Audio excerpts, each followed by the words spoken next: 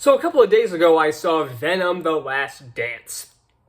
Yeah, I know, usually I film these videos right after seeing a film, but I've had a busy couple days, and I'm just now getting to it. Especially since I put on my community tab showing that this video is a bit longer than a lot of my other reviews, and at the time of recording this, I don't know if it's going to be quite as long as the Madam Web review, which clocked in at almost 50 minutes.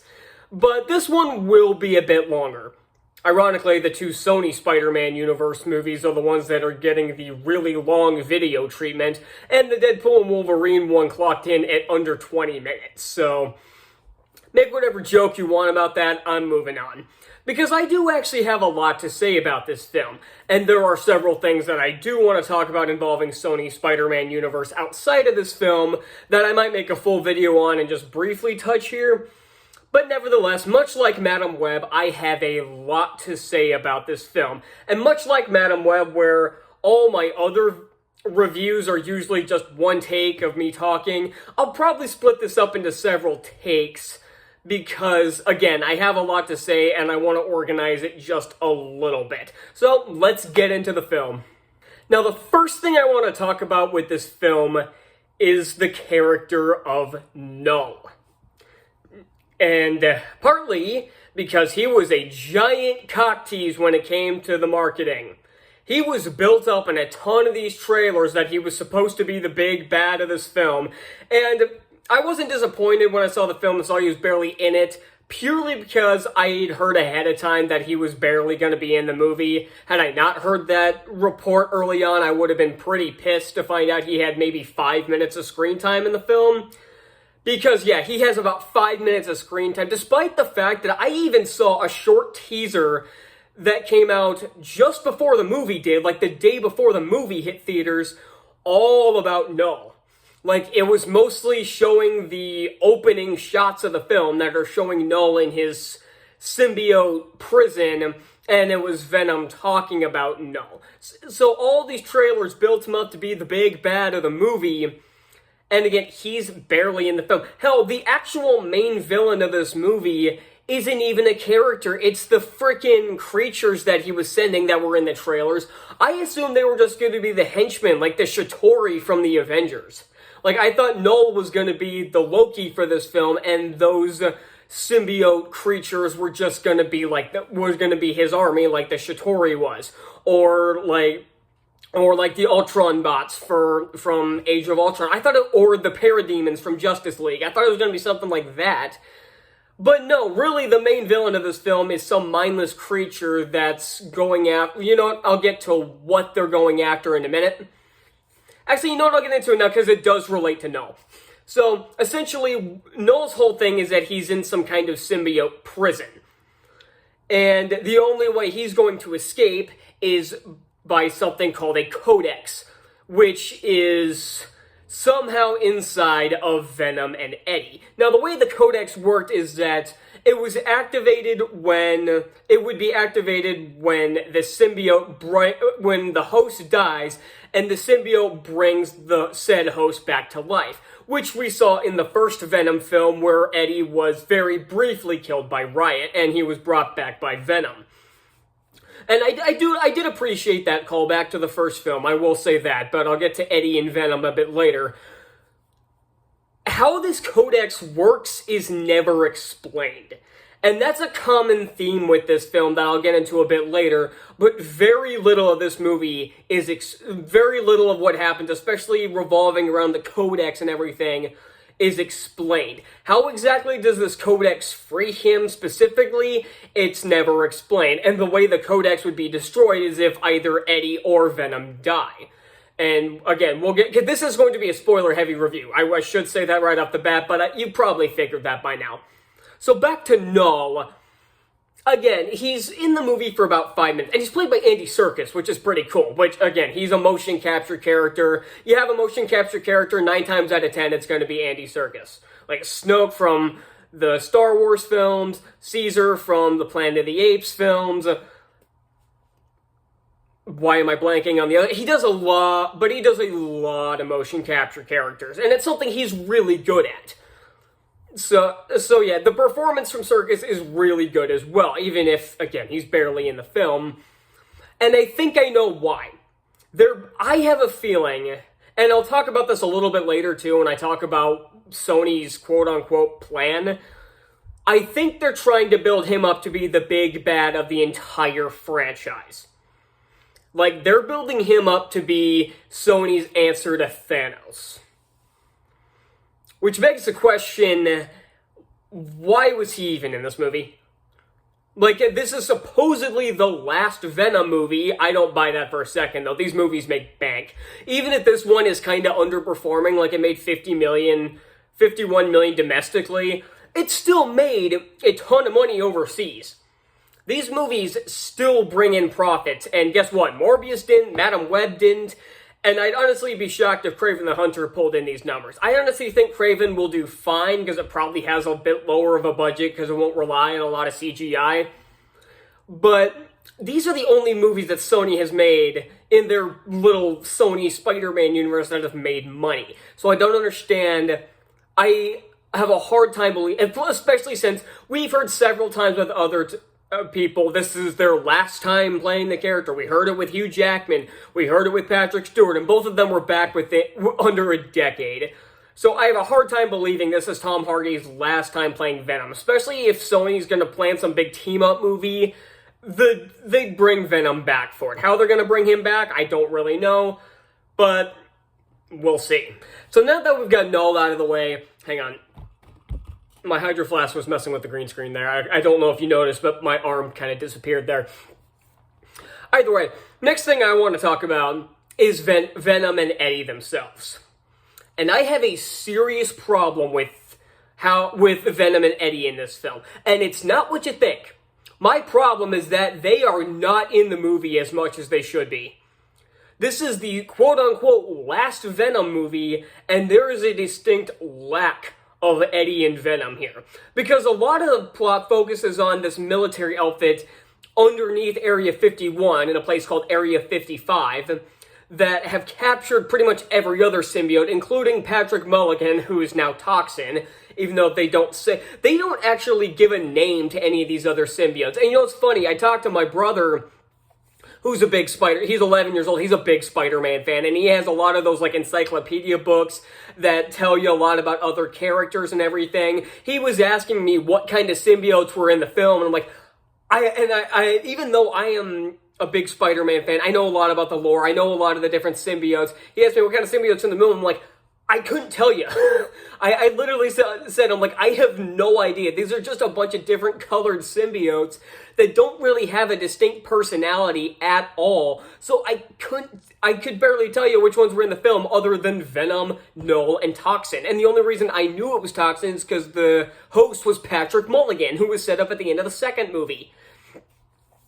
So, alright, so I'll talk about that military stuff later, but I want to get back to Venom and Eddie. Their dynamic is still the best part of the film. I love the banter they had. The comedic banter between these two has always been the best part of this trilogy. The problem is, again, there's a distinct lack of it because they're not in the film enough.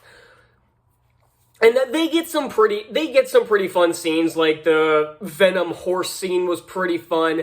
There's also a distinct lack of action in this movie. Again, I really liked the action sequences in the first two films, but this one, there is a real lack of fight scenes. There's one with a couple of the military soldiers and the one symbiote creature. Then there's not another action sequence maybe until the climax, actually. I can't think of any others that were in the film, which is really weird. Why would you have such little action in the movies in this trilogy where the action is usually some of the most praised parts of these? Like in the first film, I really liked the apartment fight. I liked the motorcycle chase. The final fight was a little bit of a mess, but it still looked pretty cool. And the fights between Venom and Carnage at the end of the last movie were so damn good. Like, I know the fight scenes in Morbius weren't that great, and Madam Web fight scenes, what's that? I talked about Madam Web enough. Those action sequences were terrible, but it's like, why would you have so little? They almost try to focus way too much on building up this symbiote army for the end of the for the big, like, 20-minute climax, so they forget to give any action sequences to Venom. And the one fight scene with the military soldiers and the one symbiote creature, I forget what they're called, it looked pretty decent. Again, the CGI in this movie is usually pretty good, with the exception of one scene. I'll get to that in a bit.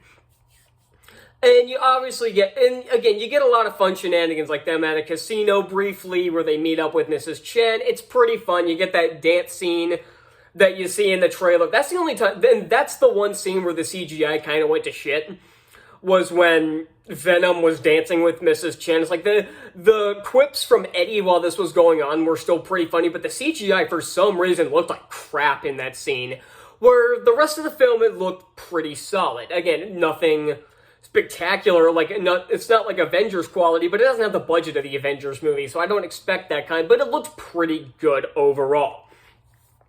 And again, the last fight scene was really long, and it was like it was only one of two, which was a little annoying. I guess there was another one with some guys who were running a dogfighting ring about 10 minutes into the movie. That one was pretty decent. I totally forgot about that until just now. But that one was pretty fun. That was a comedic fight scene, and it was still pretty funny. So yeah, Eddie and Venom are still easily the strongest points of this film. But let's get to the part of the film that really, really annoyed me. So the B plot of this movie, even though it takes up so much screen time, I'm surprised it's not technically the A plot of this film. Like I said, involves some kind of military underneath Area 51, which is being decommissioned in this film. Mostly because I think they said something about they're tired of all the alien could not say the word for some reason, and all the tourists around trying to see aliens and everything, because they have real aliens underneath it in a place called Area 55. And something I neglected to mention in the last section is that briefly, well, not briefly enough, there's this family that's like, the dad really wants to travel to Area 51 before it's completely decommissioned to possibly see an alien, played by Rhys Ifans, who played the Lizard in The Amazing Spider-Man. And after everybody saw him in the trailer, everybody of course thought it was supposed to be the Lizard. I knew it wasn't. He plays a guy named Martin Moon. Is this character even from the comics? I couldn't tell you. I have a hard time believing it, though. This family is totally pointless. Like, you could cut them out and miss nothing. The only thing they really do is get Eddie to Vegas, but you could have easily changed it to him getting there somewhere else and completely cut this side plot that feels like it's there for padding. There's several things in this movie, actually, that feel like they're there for padding. Now, I like Chiwetel Ejiofor's. I honestly have no idea how to say his name. I've said his name like 3 different ways. I still haven't figured it out, so just, you gotta bear with me whenever I say this guy's name. But Chiwetel Ejiofor, his character is actually pretty cool. He's the leader of the military outfit down in Area 55. So, and his character is pretty cool. Character I could not stand. There is this doctor named Dr. Payne. Again, is this a character from the comics? This one, I couldn't tell you. But she's one of the people that she's like leading the experiments on the symbiotes, including having Patrick Mulligan basically in custody. How they got a hold of Mulligan, I couldn't tell you. It happened in between movies. But this character, they basically try to make her the main character of the film for some reason. Even to the point of showing her like a kind of backstory with her brother that leads to something that's entirely pointless later on that I'll get to. But essentially, she's, like, doing this, like, alien stuff because it was what her brother wanted to do, so she's basically doing it for him. Her flashback scene with her brother, where it's, like, the way her brother dies is, like, struck by lightning, like, while they're on the beach. Why they're still on the beach when there's a storm coming, I couldn't tell you. But he's struck by lightning, she survives, he doesn't. And I will say this, in real life, there's nothing funny about someone dying from getting struck by lightning. But the way it's shot and the way it's framed and everything, it's shot, edited, it was honestly done it was kind of silly. Like, I couldn't take it seriously, which kind of chalks up to the directing by Kelly Marcel, who wrote the first two films with Tom Hardy, but did not direct them. The first one was directed by Ruben Fleischer, is that right? The guy who directed the Uncharted film. And the last one was directed by Andy Serkis, which might explain why he was in this movie. But this one was directed by Marcel, who, to my knowledge, has never directed anything in her life. And it kind of shows here. Again, the way this scene was shot and edited was made it silly. And again, they put so much emphasis on this character who's, honestly, I didn't like the character at all. Hell, there's even a portion where the movie makes it so you're not supposed to like her. After the first fight, where several military soldiers die during the fight with Venom and the other symbiote creature, a G-Force character's name is Strickland, by the way. He calls in and said basically what he saw. He didn't just see the symbiote, he also saw some other creature because he doesn't know what it is. And he said 3 people just died, although I think it was 4 because Eddie also killed one in self-defense, but I digress. And she literally asked him, can you get a sample? Literally after he told her that several people under his wing just died. And even the movie seems to understand that this is a really shitty thing to ask. Because Strickland basically, he's like, samples. Like, really, he's basically telling her, really, that's what your focus is on after I told you several people just died. And I'm completely on his side. Again, I'm entirely with Strickland in this situation, and I think the movie is aware of it. So I don't understand why I'm supposed to give a shit about this stupid doctor. And the entire thing of the lightning that I mentioned earlier is that she has some kind of, like, small symbiote with, like, electricity like sparking around it. All that leads to is her briefly being taken over by that symbiote that has super speed. Because of course it does. And she saves one of the other doctors saves her from an explosion, and then it immediately detaches. So again, literally something you could cut and miss nothing that almost kind of feels like it was there just to pad out the climax. And so yeah, I did not like this second plot at all. I kind of feel like I'm crapping on this movie, but there are a lot of good things to it, which we'll get into in the next section.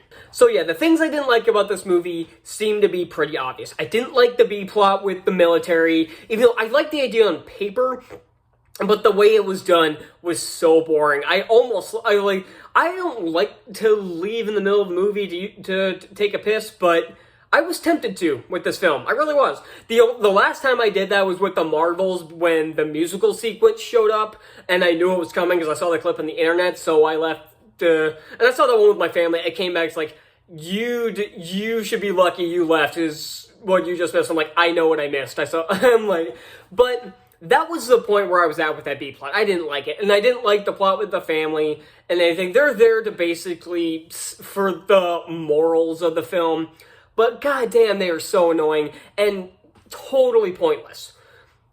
And that seems to be the biggest flaw with this film, is that there's way too much. Okay, let me put it this way. I saw a review that was a really negative review, but the blurb that I saw on Rotten Tomatoes, it makes a lot of sense. The movie is 20 minutes too long for the story they have, but it's 30 minutes too short for the for the story they want to tell. And that seems to be a perfect summation of the film in general. Again, I like the movie more than that guy did. And this movie is perfectly decent. I'd say this is probably the weakest of the 3 Venom films, because I do like the first one, and I really liked the second one. Hell, I'd probably put this below Morbius, because again, I did like Morbius. I don't care how many people bitch about how it's such a terrible film. I liked Morbius. Again, I'm not going to defend it as some great comic book film, but I thought it was a perfectly competent film until the end credit sequences. And this is far better than Madam Web, I can tell you that much. But again, the things I like the effects, I like the action when it's there, and I still love Eddie and Venom's dynamic. And the last half hour of this movie, the climax is not only pretty cool, but it actually had some good emotions to it. Other than the fact that big spoiler, when Venom is dying from the acid so he can destroy the Codex, Hardy's acting turned to I don't give a shit. He suffered from I don't give a shit-itis, because he had almost no reaction while this was happening. I don't know what, maybe Marcel just didn't give him the right direction, I don't know, but he barely reacted when Venom was dying, which is really fucking weird. But again, this isn't a bad movie by any stretch. But again, I feel like there was so much more potential you could have had for the last Venom movie, and they spent half the movie focusing on characters that no one gives a shit about. Like, I don't know how many people actually gave a crap about this Dr. Payne character, because I sure as hell didn't. Like, what did she add to the film? Basically nothing.